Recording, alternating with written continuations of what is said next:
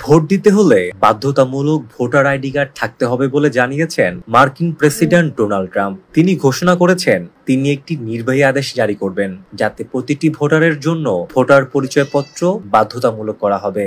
শনিবার president Trump তার social media platform truth সোশ্যালে তিনি এসব কথা জানিয়েছেন। তিনি লিখেছেন, প্রতিটি ভোটারের জন্য অবশ্যই ভোটার আইডি কার্ড থাকতে হবে, কোনো ব্যতিক্রম নয়। আমি এই বিষয়ে একটি নির্বাহী আদেশ জারি করতে যাচ্ছি।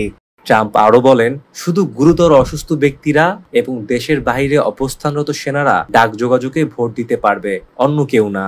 ট্রাম্প দীর্ঘদিন ধরে যুক্তরাষ্ট্রের নির্বাচনী প্রক্রিয়া নিয়ে প্রশ্ন তুলে আসছেন। তিনি এখনো দাবি করেন 2020 সালের নির্বাচনে ডেমোক্রেট প্রেসিডেন্ট জো বাইডেনের কাছে তার হার ছিল বহুল ভোট জালিয়াতির ফল, যদিও এই দাবি ভিত্তিহীন বলে প্রমাণিত হয়েছে। এছাড়া ট্রাম্প ও তার রিপাবলিকান সহযোগীরা বিপুল সংখ্যক অনাগরিক ভোট দিয়েছে, যা অবৈধ এবং বাস্তবে খুবই বিরল। বিগত বছরগুলোতে ট্রাম্প ইলেকট্রনিক ভোটিং মেশিন বন্ধের দাবিও তুলেছেন। তিনি কাগজের ব্যালট ও হাতে গণনা পক্ষে অবস্থান নিয়েছেন, কিন্তু নির্বাচনী কর্মকর্তারা বলছেন এই প্রক্রিয়া সময় সাপেক্ষ, ব্যয়বহুল এবং মেশিন গণনার তুলনায় কম নির্ভুল।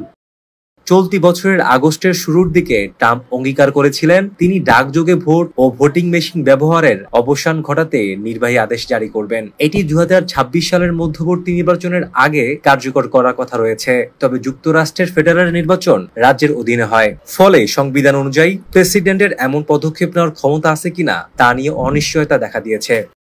2026 সালের 3 নভেম্বরের নির্বাচন হবে ট্রাম্পের জানুয়ারি মাসে ক্ষমতায় ফেরার পর তার নীতি ও শাসন ব্যবস্থার উপর প্রথম জাতীয় গণভোট। এই নির্বাচনে ডেমোক্রেটরা চেষ্টা করবেন প্রতিনিধি পরিষদ ও সিনেটে রিপাবলিকানদের প্রভাব ভাঙতে, যাতে ট্রাম্প অভ্যন্তরীণ নীতি বাস্তবায়নে বাধা দেওয়া যায়।